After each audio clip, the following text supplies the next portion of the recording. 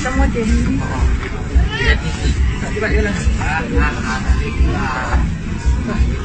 Jalan na.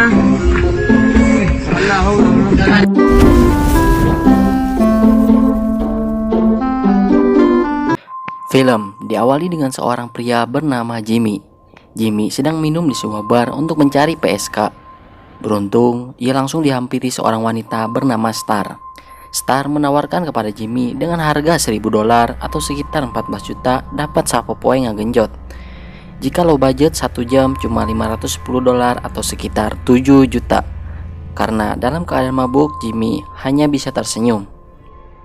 Scene dialihkan di mana Jimmy mendapat pelanggan wanita yang ingin ditato di bagian susu. Di saat itu pula Jimmy kedatangan 2 polisi bernama Detektif Vargas dan Detektif Freeman. Perlu kita ketahui, Vargas sangatlah cerewet dan selalu menyindir, menuduh bahwa Jimmy adalah pelakunya. Sedangkan Freeman lebih banyak diam dan bernada halus saat berbicara. Maksud kedatangan mereka karena semalam terjadi pembunuhan terhadap 4 para PSK. Jimmy jadi tersangka karena Vargas menunjukkan sebuah bukti korek gas bernama tokonya yang berada di tempat kejadian. Jimmy yang tidak tahu apa-apa berusaha untuk menjelaskan kepada Vargas bahwa ia bukan pelakunya. Akan tetapi Vargas tetap pada bukti koreknya. Hingga Vargas menunjukkan sebuah foto wanita PSK yang sudah terbunuh dengan leher yang sudah patah. Terdapat Star yang Jimmy kenal. Jimmy mengatakan bahwa ia hanya menawarkan pekerjaan yang layak kepada Star. Vargas tetap bersikeras menuduh bahwa Jimmy pelakunya. Jimmy yang merasa terpojok, ia mengelabui polisi dengan alasan sebelum pergi Star menemui rekannya Jimmy bernama Christina. Mendengar hal itu, Vargas dan Freeman langsung pergi serta akan menghubungi Christina untuk memastikan. Sebelum Vargas Freeman mengetahui Christina, Jimmy lebih dulu nge-WA kepada Christina untuk menceritakan bukti palsu bahwa Star menemuinya semalam sebelum bertemu Jimmy. Keesokan harinya, Jimmy menemui rekan sesama mantan napi bernama Dennis. Dennis sangatlah culun, cengeng, serta sering mendapat bulian dari napi lain. Dengan baik hati, Jimmy melindunginya. Maka Dennis sangat berutang budi kepadanya. Dalam pembicaraan ini, Dennis mengetahui kematian para wanita tersebut serta mengenal salah satu wanita bernama Percy Mullaney. Jimmy juga bertemu dengan rekan Dennis yang kita sebut saja Gondrong. Jimmy yang mudah akrab dengan semua orang, ia diberikan nomor ponsel jika Jimmy membutuhkan bantuan darinya. Saat akan pulang, Jimmy diikuti oleh mobil yang mencoba membunuh Jimmy dengan menembak kaca mobilnya. Beruntung tembakan tersebut tidak mengenainya. Dengan keahlian Jimmy dalam mengendarai mobil, ia berhasil mengelabui mobil tersebut. Setelah berhasil lolos, Jimmy yang tidak memiliki perlengkapan senjata apapun, ia meminta bantuan kepada Gondrong. Gondrong memberi Jimmy senapan dengan peluru sebanyak 6, berharap suatu saat Gondrong bisa membutuhkan bantuan darinya. Saat hari mulai poek, Jimmy menemui rekan polisi untuk menanyakan perihal tentang Percy Mullaney. Karena Percy sangat populer dengan ketenaran sebagai boyband cap gayung, polisi tersebut memberitahu kediaman rumah Percy di mana Percy sedang mengadakan pesta. Terdapat polisi juga di sana yang diundang ke pesta. Disinilah kita tahu Percy Mullaney masih hidup. Saat tiba, ternyata pesta tertutup, dijaga si botak. Jimmy beralasan bahwa dia seorang polisi. Di dalam pesta tersebut ternyata ada si culun yang sedang membawa PSK. Jimmy yang sedang fokus mencari keberadaan Percy, terlihat di sana ada detektif Freeman.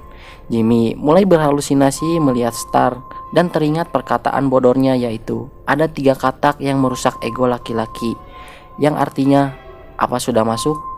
Paham kalian? Saat sudah menemukan Percy, ternyata dia laki-laki bukan wanita yang seperti Dennis cerita. Ya namanya juga boyband cap gayung cuy. Ia sedang mengonsumsi kokanai. Kokanai ini merupakan salah satu jenis narkoba yang dapat menyebabkan efek adiksi atau ketergantungan obat.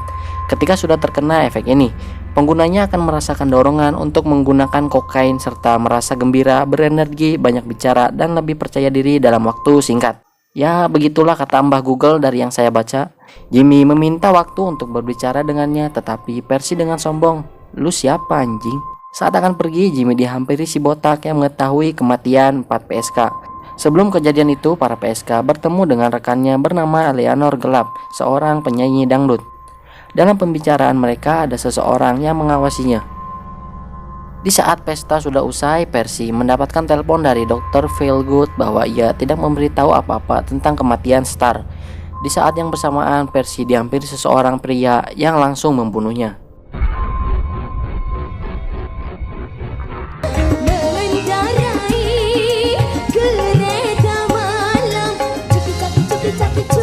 Keesokan harinya, Jimmy menemui Gelap. Jimmy menanyakan tentang Percy, di mana Gelap yang mengenal Percy bahwa dia tidak akan pernah melakukan pembunuhan. Percy sangatlah baik, ia juga akan menanggung semua pembayaran album solo dangdutnya berjudul Di Geboy Geboy Betok. Gelap juga mengatakan ada salah satu anggota polisi bernama Floso yang memberikan sejumlah uang kepada para PSK. Gelap pernah melihat Floso memberikan uang kepada seseorang yang mereka sebut Dr. Feelgood. Nah, dari sini informasi mulai akan terkuak siapa dalang sebenarnya. Setelah ngobrol panjang kali lebar kali sisi, Jimmy yang akan pulang menggunakan mobilnya terkejut saat melihat darah berjatuhan di bagasi mobil dan langsung memberitahu kepada Vargas dan Freeman. Ternyata terdapat mayat si botak penjaga pesta Percy. Melihat hal itu, detektif Vargas menyadari ada yang mempermainkan Jimmy, tetapi Vargas kembali ke barang bukti temuannya, yaitu korek gas milik Jimmy karena menemukan sidik jarinya juga di sana. Dengan begitu, mobil Jimmy ditahan oleh Freeman. Karena waktu mulai maghrib, Jimmy diantar pulang oleh Vargas.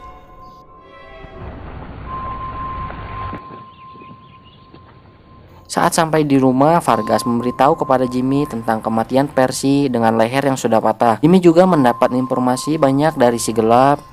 Jimmy memberitahu bahwa Floso juga terlibat dalam hal ini, di mana Floso bekerja untuk seseorang yang bernama Dr. Feelgood. Perlu digarisbawahi, Floso adalah anggota polisi kenalan Vargas dan Freeman. Floso juga mantan anggota petinju MMA yang jelas ia pandai mematahkan leher orang tanpa menimbulkan luka luar. Tidak sampai di situ, Jimmy juga mencurigai rekan dekat Vargas, yaitu Freeman. Ia melakukan korup. Dengan menemukan barang bukti korek, ia mengira bahwa Jimmy target yang mudah untuk ia tuduh. Keesokan harinya, Jimmy menemui rekannya lagi, si Culun Style, yang sudah membohongi bahwa Percy adalah seorang pria, bukan wanita. Dennis juga mengatakan jika ingin tahu semuanya, berbicaralah dengan Erasmus, si penulis naskah yang mengajak Star untuk berada di film-filmnya. Erasmus juga pernah mengobrol dengan Floso panjang kali lebar kali sisi seharian, dan dia ada di balik semua kejadian pembunuhan ini. Erasmus tinggal di studio bobrok milik Percy. Jimmy yang menggeram terhadap Dennis mengancam akan meremukkan wajahnya jika membohonginya lagi. Mampus, mampus ya anjing. Nggak tahu diri bet kan, semasa di penjara dibully, dijadikan pemuas nafsu pria lain. Untung ada Jimmy yang bager nolong luas semesem. Geus atuh lah cerik dah. Perlahan Jimmy mulai mengingat bahwa kepergian Star di malam hari itu dipanggil oleh Percy. Ia juga menolak tawaran Star bercumbu dengannya karena mahal teuing asem hargana. Bahasanya nggak angger. Dengan baik ia menawarkan pekerjaan kepada Star yang layak. Tetapi sebelum Star pergi, Jimmy memberi korek gas miliknya karena bertuliskan toko milik Jimmy. Maka dengan mudah Star menemukan alamat Jimmy. Sorenya Jimmy langsung menemui Erasmus. Akan tetapi Erasmus melakukan perlawanan yang dengan mudah Jimmy hajar banget nak.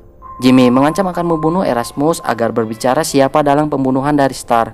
Dan ternyata pembunuhan tersebut dilakukan oleh Floso, di mana Floso menjalankan aksinya bersama dengan Freeman dan Dr. Feelgood. Di mana Freeman ingin menjadikan kambing hitamnya, yaitu Jimmy. Bagi yang tidak tahu kambing gelap, begini maksudnya. Kambing hitam adalah orang yang dalam suatu peristiwa sebenarnya tidak melakukan kesalahan, tetapi dipersalahkan atau dijadikan tumpuan kesalahan. Freeman melakukan itu semua untuk melakukan perdagangan manusia, maka dari itu ia akan mendapatkan uang yang sangat banyak melebihi gaji UMR sebagai polisi. Jimmy mendapat telepon dari si gelap bahwa ia dikirim pesan olehnya untuk ke toko milik Jimmy. Jimmy yang tidak tahu apa-apa menyuruh gelap segera pergi. Dan kagetnya, melihat kejadian tersebut, Jimmy memberitahu kepada Vargas bahwa semua ini ulah rekannya Freeman. Jimmy memberitahu bahwa gelap ditangkap oleh seseorang di depan toko miliknya. Mendengar hal tersebut, Vargas akan bersiap menuju TKP, di mana Jimmy datang lebih dulu tanpa diduga. Saat sampai, Floso mengejutkan Jimmy dan terjadilah pertarungan di mana Jimmy yang awalnya kewalahan, tetapi ia berhasil membalikan keadaan dengan menghajar Floso hingga babak belur. Di saat yang bersamaan, Vargas pun datang dan menangkap Floso. Jimmy yang berada di mobil menanyakan keberadaan kepada Peloso dan memang benar semua dalang ini diketuai oleh Freeman dan Dr. Feelgood. Freeman menyudutkan Peloso dengan temuan 1 gram sabu milik Peloso serta mengancam Peloso bila tidak mengikuti perintahnya maka ia akan mencabut lencana milik Peloso serta men-skor selama 3 tahun. Peloso mengakui dirinya yang membunuh para PSK termasuk Star, di mana si gelap dibawa ke restoran San Diego. Di sana ada lemari pendingin yang tentunya adalah sebuah terowongan yang menghubungkan San Diego dan Tijuana. Tujuan mereka untuk menjual si gelap dan meraup keuntungan. Peloso akan menunjukkan di mana tempatnya dengan imbalan ia harus dibebaskan. Tanpa pikir panjang, Jimmy langsung tancap gas menggunakan mobil polisi menuju San Diego.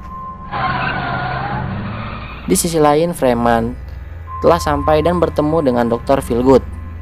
Dr. Feelgood sudah memberi obat kepada si gelap agar ia tenang dan tidak ngamuk-ngamuk cuy.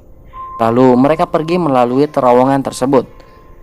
Kembali ke Jimmy yang sudah tiba, Jimmy teringat dengan Star yang dihabisi olehnya. Dengan penuh dendam, Jimmy menghabisinya dengan membenturkan kepala Peloso ke pintu hingga tewas. Dengan penuh hati-hati, Jimmy masuk ke terowongan pendingin tersebut dan langsung menembak salah seorang anggota Freeman. Ia mengirit senjata pemberian milik Gondrong dan mengambil senapan dari orang yang ia bunuh. Dengan mudah, Jimmy membantai semua anggota tersebut.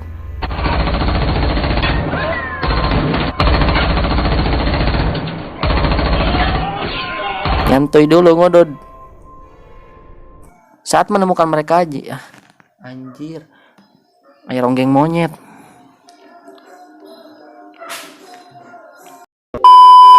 Saat menemukan mereka, Jimmy langsung menembak anak buah tepat mengenai matanya. Peluru tersisa 4, Jimmy akan memanfaatkan peluru tersebut untuk membunuh Dr. Feelgood dan Freeman. Jimmy menunggu momen di mana Dr. Feelgood akan mengisi peluru hingga ia berhasil menembak Dr. Feelgood. Kalem cuy, sebat. Hingga Jimmy berhasil menembak peluru yang tersisa tepat mengenai Freeman. Freeman yang tak berdaya lagi sehingga Jimmy akan mengakhiri tiba-tiba.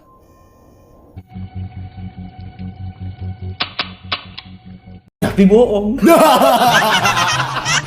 Hasil penjualan yang diraup oleh Freeman dan Dr. Feelgood, Jimmy langsung membakarnya. Film pun berakhir.